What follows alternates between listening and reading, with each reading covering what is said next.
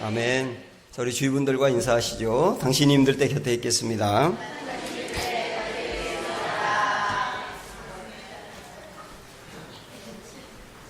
우리는 아직 배가 고파요 라고 하는 제목입니다. 지금 배고프시죠? 2002년 월드컵 경기에서 한국이 16강 이탈리아와의 경기에서 승리했을 때 그때 당시에 감독이었던 히딩크 감독이 이런 말을 했습니다. 우리는 아직 배가 고파요. 16강으로 만족할 수 없다는 거죠. 그리고 8강 경기에서 또 승리했을 때도 역시 우리는 아직 배가 고프다고 이야기를 했습니다. 여기에 만족할 수 없다는 겁니다. 학생들 중에 공부 잘하는 아이하고 못하는 아이를 이렇게 비교해 보면요. 보통 공부 잘하는 아이들은 갈급함이 만족을 앞지릅니다. 공부를 이미 잘하고 있지만 더 잘하고 싶어서.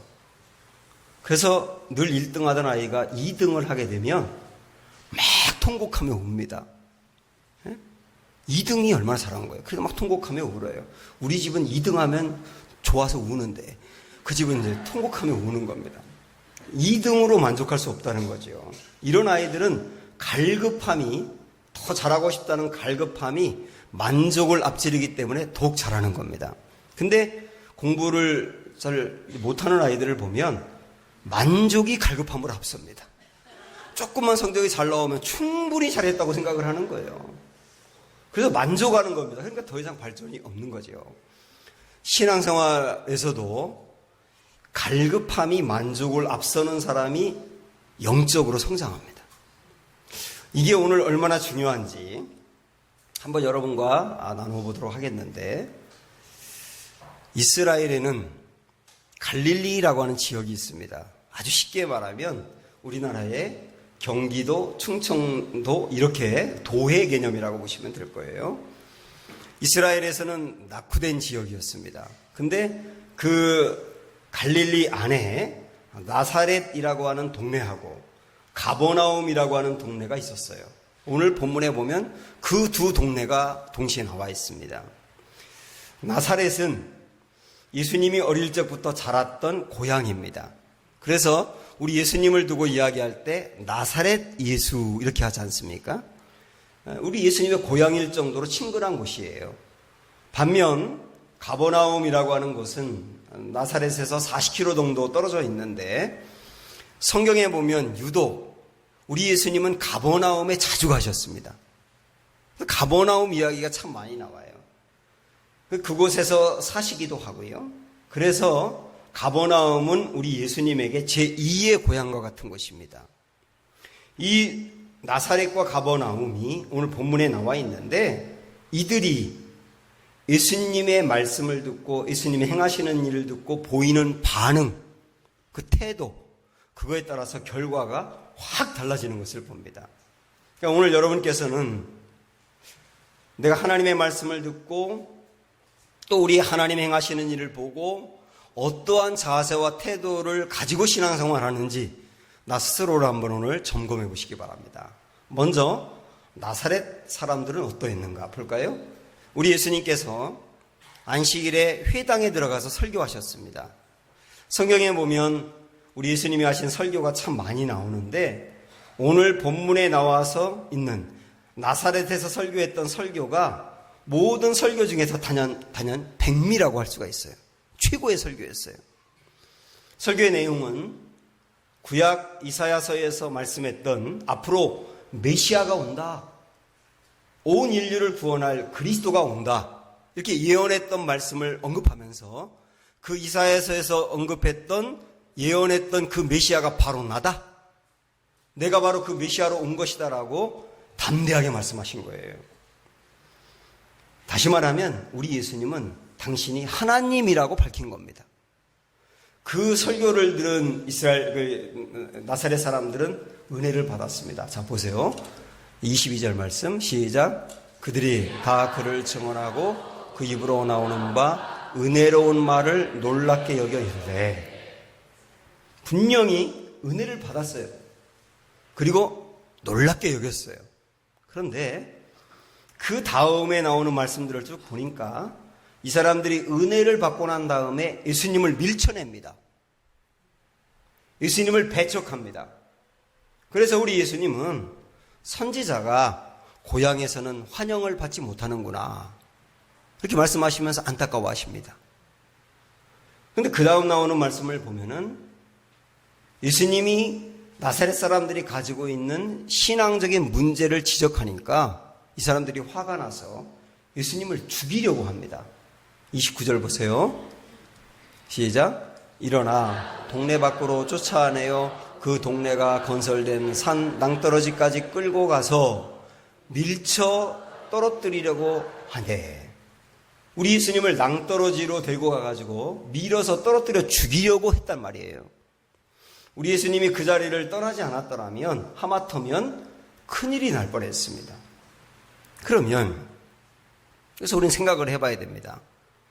예수님의 고향에서 말씀을 전하셨어요. 그리고 전한 말씀을, 설교를 듣고 와, 놀랍다, 정말 은혜롭다, 그렇게 받았습니다. 그런데 그 다음엔 배척을 했어요. 그리고 죽이려고 했어요. 왜 그랬을까요? 22절로 다시 돌아가서 볼까요? 시작. 그들이 다 그를 증언하고 그 입으로 나오는 바 은혜로운 말을 놀랍게 여겨 이르되, 그 다음 뭐라고 말씀하느냐면 이 사람이 요셉의 아들이 아니냐. 은혜를 받고 난 다음에 저 사람이 요셉의 아들 예수가 아니냐. 그 말은 뭐냐면 내가 예수를 안다는 겁니다. 내가 이미 저 사람을 알고 있다는 선입견, 요게 예수님을 배척하게 만든 거예요.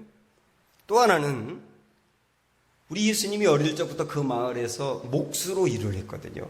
야, 목수가 무슨 큰일을 해, 목수가 무슨 메시아야 라고 하는 편견, 그게 예수님을 밀쳐낸 거예요. 이런 선입견과 편견이 오늘 우리에게도 신앙이 성장해 가는데 결정적인 장애물이 될 수가 있어요. 특별히 이 말씀을 듣고 있는 여러분 중에 우리 예수님을 생각하면서 예수님은 참 훌륭한 성인이었다, 공자나 소크라테스나 이런 사람들처럼 훌륭한 인간이었다 하는 걸 받아들여요. 근데 그게 끝인 분이 있어요. 예수님을 아주 매력적인 좋은 인간으로만 받아들이는 분이 있단 말이죠. 사실 제가 어제 그 말씀 묵상을 해보니까 우리 예수님은 인간으로만 놓고 봐도 참 매력이 있는 분이더라고요. 우리 예수님은 빌라도 같은 권력이 있는 사람이라든지 대제사장 같은 힘이 있는 사람 앞에서도 절대로 쫄지 않았어요. 당당하게 진리를 선포하고 하실 말씀은 하고, 그 사람들이 힘이 있다고 해서 쩔쩔맨다거나 권력을 갖고 싶어 한다거나 권력 갖고 있는 사람을 부러워한다거나 그러지 않았어요. 아주 당당하셨어요. 그러나 또 힘이 없고 가난하고 소외된 사람들과 함께 할 때는 눈높이를 딱 낮춰서 그들과 또 함께 어울립니다. 그들과 함께 식사하고 그들의 고민을 들어주고 함께 놀고, 그래서 그들의 친구가 되는 거예요. 전혀 교만하지 않습니다. 힘 있는 사람 앞에 있다고 비굴하지도 않고 힘이 없는 사람 앞에 있다고 교만하지도 않아요. 얼마나 당당합니까? 이 모습만으로도 우리 예수님 참 인간적으로 매력이 있다, 이런 생각이 들지 않아요? 근데 문제는 뭐냐면 우리 예수님은 원래 하나님이셨어요. 하나님 나라에서 계셨던 하나님이셨다고요. 그런데 인간이 되셔서 이 땅에 내려오신 겁니다.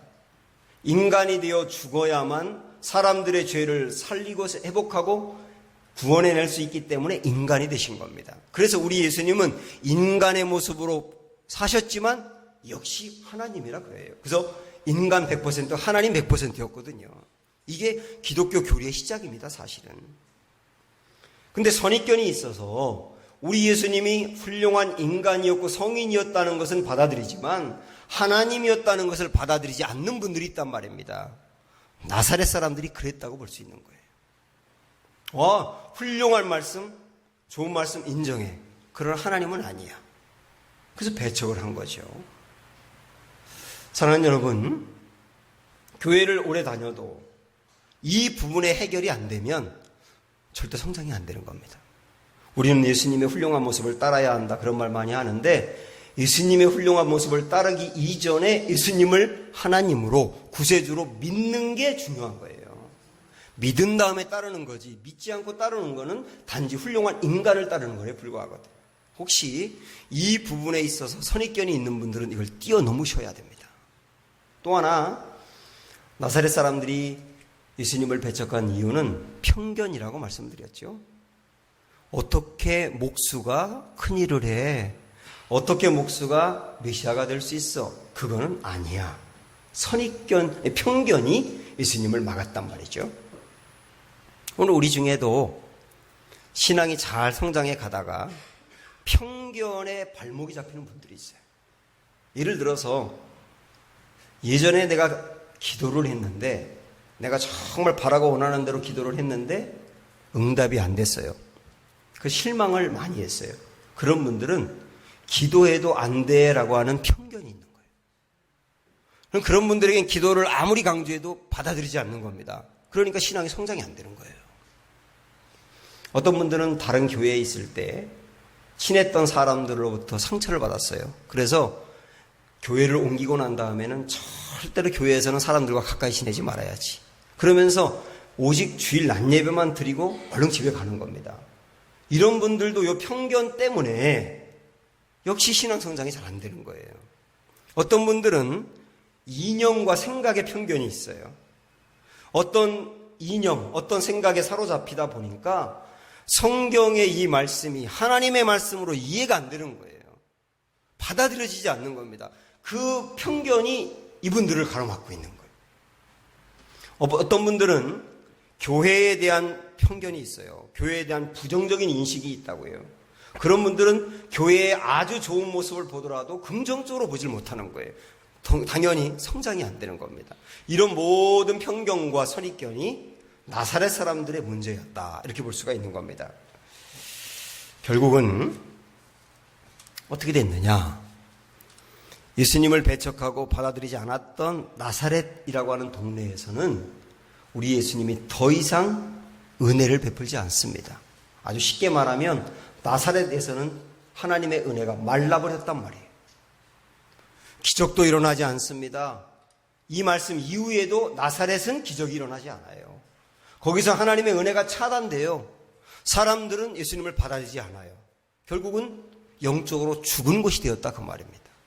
사랑하는 여러분, 저는 이 말씀을 듣고 있는 여러분 중에 나사렛 같은 문제로 인해서 자꾸 성장이 안 되고 은혜가 말라버린 분들이 있다면 오늘 이 은혜 다시 한번 소망하면서 이걸 극복하는 역사가 있기를 축복해드립니다.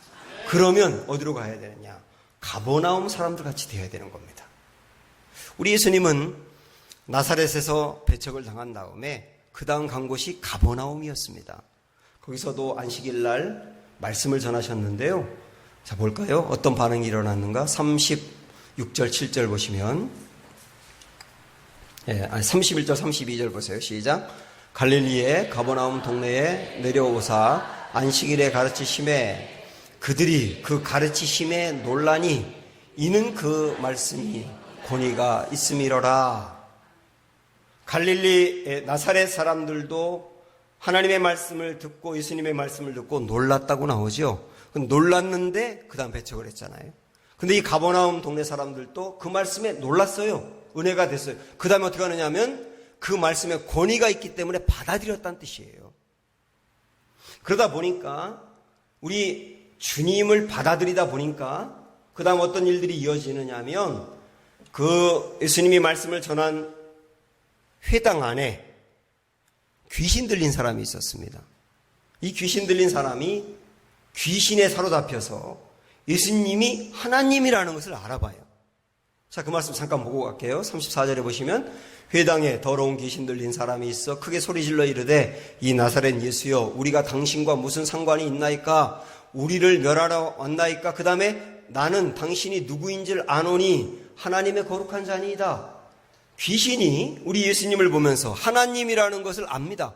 귀신이니까 귀신같이 알았겠죠. 우리 예수님이 하나님이구나 하는 걸 알아낸단 말이에요. 근데 그 말을 들으신 예수님은 귀신 들린 사람의 이 상태를 고쳐주세요. 그래서 명령을 해가지고 그 사람에게서 귀신을 내쫓아서 온전케 만듭니다.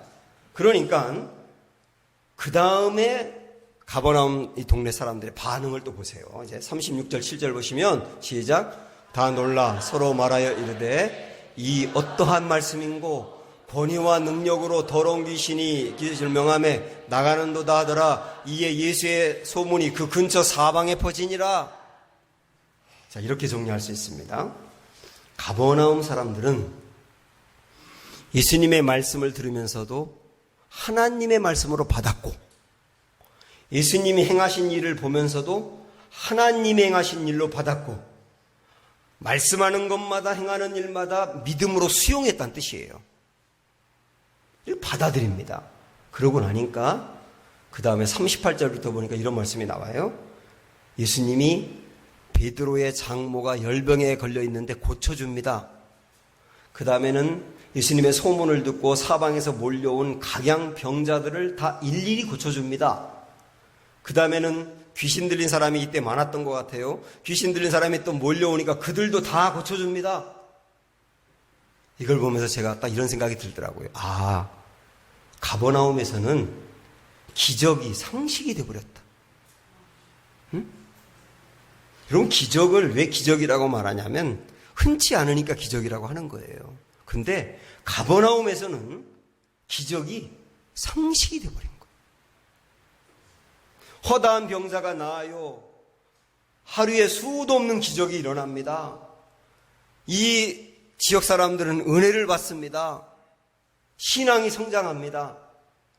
이렇게 볼 수가 있습니다. 똑같은 예수님의 말씀을 들었는데 어떤 사람들은 은혜가 말라버렸어요. 그런데 어떤 사람들은 우리 예수님이 줄 수 있는 모든 은혜를 아낌없이 쏟아부으시는 거예요. 왜 그랬을까요? 42절을 보면 왜 그랬는지가 나옵니다. 자, 42절 보세요. 시작. 날이 밝음에 예수께서 나오사 한적한 곳에 가시니 무리가 찾다가 만나서 자기들에게서 떠나시지 못하게 만류하려 하네. 자, 보세요. 이미 충분한 은혜를 받았습니다. 충분한 기적을 받습니다. 그런데도 아직도 목마른 거예요, 그들은. 우리는 아직 배가 고파요. 우리는 더 받기 원해요. 더 알기 원해요. 더 누리기 원해요. 은혜를 더 부어주세요. 주님 떠나지 마세요. 이 자리에 계속 계시면서 우리에게 은혜를 더 주세요. 뭐가 있느냐면 목마름이 있는 거예요. 부정적으로 보면 아니 예수님 다른 데서도 은혜를 끼쳐야지 자기들만 받으려고 해 라고 은혜를 독점한다고 비판할 수 있지만 긍정적으로 보면 그렇게 은혜를 사모했다는 뜻이에요. 이미 많이 받았지만은 여기서 만족하지 않고 갈급함이 만족을 앞지르다 보니까 주님 여기 더 계시면서 은혜 주시면 안 될까요? 떠나지 마세요. 여기 더 계셔야 돼요. 그 목마름이 있었다고요. 이 목마름이 있었기 때문에 가버나움에서는 기적이 상식이 되었던 겁니다.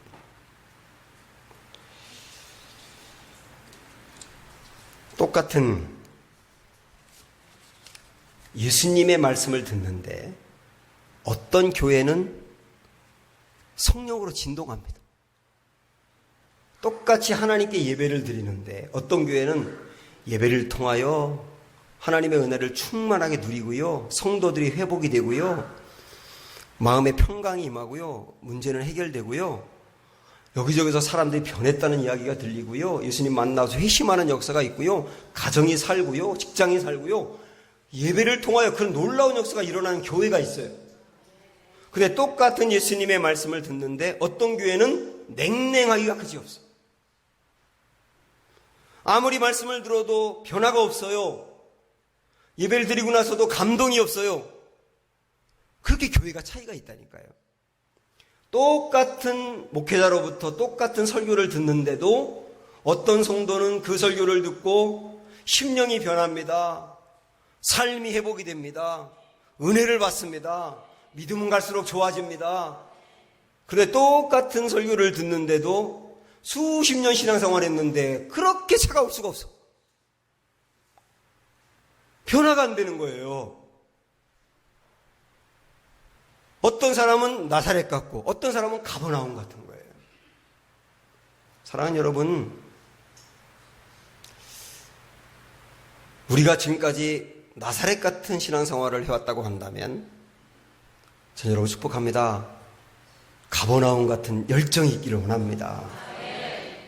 목마름이 회복되셔야 됩니다. 나는 아직 배가 고파요. 주님 더 만나고 싶어요. 저 더 체험하고 싶고요. 더 감동받고 싶고 더 편하고 싶어요. 이런 목마름이 있어야 된다니까요. 이사야 40장 말씀 한번 보겠습니다. 31절에 보시면요. 시작. 오직 여호와를 앙망하는 자는 새 힘을 얻으리니 독수리가 날개치며 올라간 같을 것이요 다른 박질하여도 곤비하지 아니하겠고 걸어가도 피곤하지 아니하리로다. 앞으로 한 번 더 올려보세요. 앙망이라는 단어가 나옵니다. 앙망. 이 앙망이 뭐냐? 목마름입니다. 하나님을 목말라 하는 사람은, 간절히 찾는 사람은 새 힘을 얻는다 그랬어요. 새 힘. 새 힘이 뭘까? 이렇게 설명하면 이해가 잘 될 것 같습니다. 여러분 스마트폰 갖고 계시죠? 이 스마트폰 안에는 어마어마한 기능이 들어있습니다. 그래서 스마트폰을 잘 활용하면 그렇게 편리하고 이로울 수가 없어요. 그런데 아무리 좋은 기능을 갖고 있는 스마트폰도 배터리가 충전되어 있을 때만 사용할 수 있습니다. 방전이 돼버리면 그 안에 있는 각양 좋은 기능이 무용지물이 되는 거죠. 그러나 방전되어서 쓸모없었던 이 스마트폰이 배터리를 빵빵하게 충전하고 다시 끼웠을 때 그 안에 있는 모든 기능을 다 발휘하게 되는 겁니다. 이렇게 방전되었던 것이 충전으로 바뀐 것을 새 힘이라고 말할 수 있는 거예요. 성도 중에 상당히 무기력한 분들이 있어요. 무기력했던 분들이 새 힘을 얻게 되면 독수리가 날개치며 올라간 같은 것. 독수리가 날개칠 때는 주변에 막 먼지가 일어납니다. 역동적으로 일어섭니다. 신앙이 그럴 수 있다니까요. 근데 언제 가능하냐? 여호와를 앙망할 때, 목말라 할 때 이게 가능하다는 거예요. 사랑하는 여러분, 저는 이 목마름이 여러분 안에 회복되기를 축원합니다. 예수님의 말씀을 듣고도 배척하는 나사렛 사람들을 보면서 안타까운 마음으로 구약에 있는 두 개의 말씀을 하셨습니다. 자, 그 말씀 한번 보세요. 25절부터 보시면요. 시작. 내가 참으로 너희에게 이르노니 엘리야 시대에 하늘이 3년 6개월간 닫히어 온 땅에 큰 흉년이 들었을 때에 이스라엘에 많은 과부가 있었으되 엘리야가 그중 한 사람에게도 보내심을 받지 않고 오직 시돈 땅에 있는 사렙다 한 과부에게 뿐이었으며. 여기까지 잠깐 보세요. 자, 우리 예수님이 먼저 인용한 말씀은 뭐냐면 엘리야 시대 때 이야기입니다. 성경에 엘리야 때 보면 3년 6개월 동안 비가 한 방울도 내리지 않아서 온 땅에 기근이 심했어요. 먹을 것이 없었단 말이죠. 이스라엘에도 먹을 것이 없었습니다. 그런데 하나님께서 엘리야 선지자를 한 사람에게 보냈습니다. 한 사람에게. 그 사람에게 보냈는데 엘리야가 그 사람 집에 가가지고 3년 6개월 동안 쌀독에 쌀이 하나도 떨어지지 않도록 하나님의 은혜를 베풀었어요. 그러니까 그 기근 상황에서도 먹을 것이 떨어지지 않도록 은혜 받은 사람이 한 명 있었단 얘기예요. 근데 그가 누구냐? 이스라엘 사람이 아니고 누구라고 나옵니까? 오직 시돈 땅에 있는 사렙다의 한 과부라는 겁니다. 시돈 땅의 사렙다는 뭐냐면 이스라엘이 아니고 이방 땅이었단 얘기예요. 그러니까 은혜를 받으려고 한다면 이스라엘이 받았어야 되는데 이스라엘 사람들은 못 받고 이방 여인 한 사람이 받았다는 얘기죠. 왜 그랬을까요? 나사렛 같았기 때문에 못 받았다는 얘기. 누구보다도 은혜 받기 좋은 환경에 있었음에도 불구하고 나사렛 사람들 같이 목마름이 없었기 때문에 거기서 은혜가 떠나서 목마름이 있었던 이방 여인이 받았다는 거예요.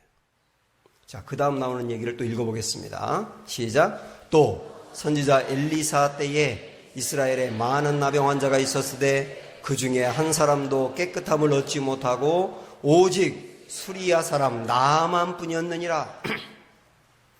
이번에는 엘리사 시대 때 얘기를 하고 있는 겁니다.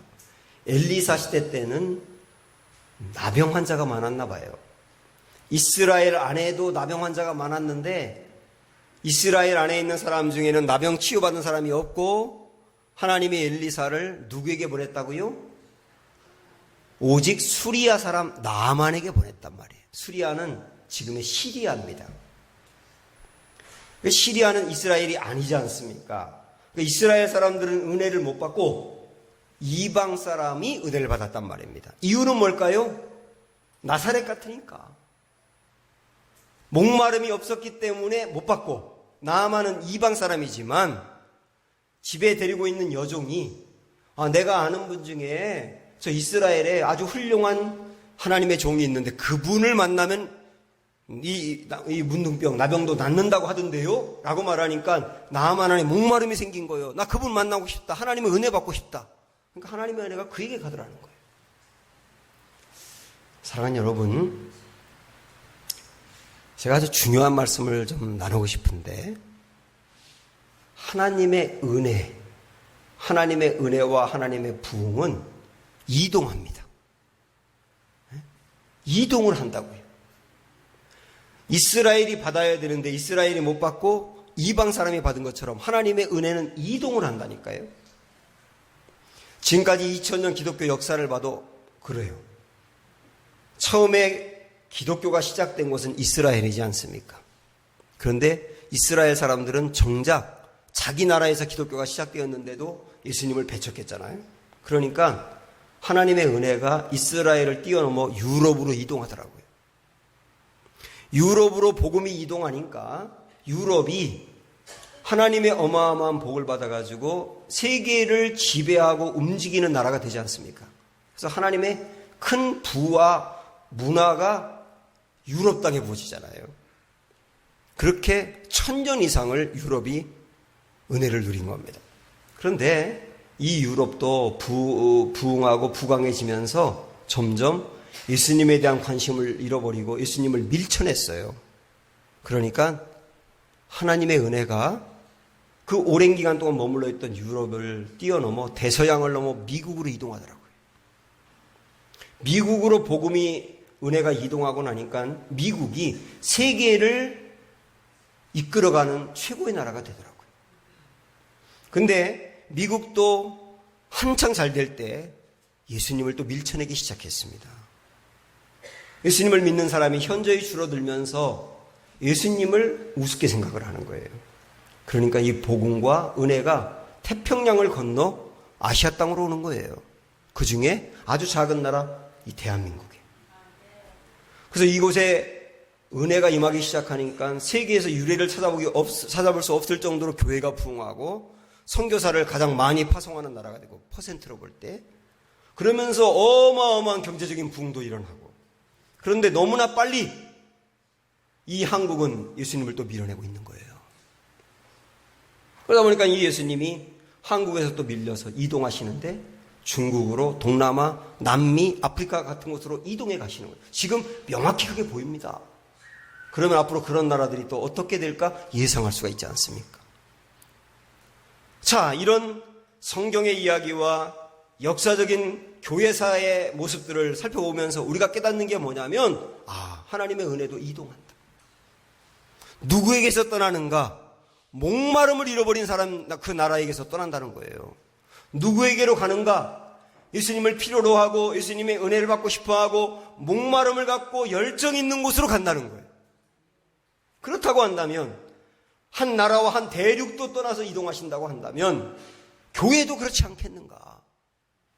예전엔 굉장히 부흥했던 교회고 큰 교회였는데 하나님의 은혜가 이동하기 시작하면요, 그 교회의 역동성을 잃어버리는 거예요. 그러나 하나님의 은혜가 어떤 교회에 임하기 시작하면 그 교회는 크게 살아나는 겁니다. 저는 갈망이 생겼습니다. 하나님의 은혜가 아낌없이 쏟아지는 교회가 되기를 원해요. 요즘 제가 우리 교회 담임 목사로서 교회를 가만히 보면 우리 성도들의 심령이 부흥하고 있구나. 제가 확연히 느낍니다. 너무나 감사해요. 그러나 사랑하는 여러분, 더 배고파하셔야 합니다. 더 목말라 하셔야 합니다. 주님 더 알길 원해요. 주님 더 은혜 받길 원해요. 주님 더 뜨거워지길 원해요. 주님 더 복을 받고 충만해지길 원해요. 우리 교회 예배가 더 뜨거워지길 원해요. 여러분아, 이 목마름이 사라지시면 안 되는 거예요.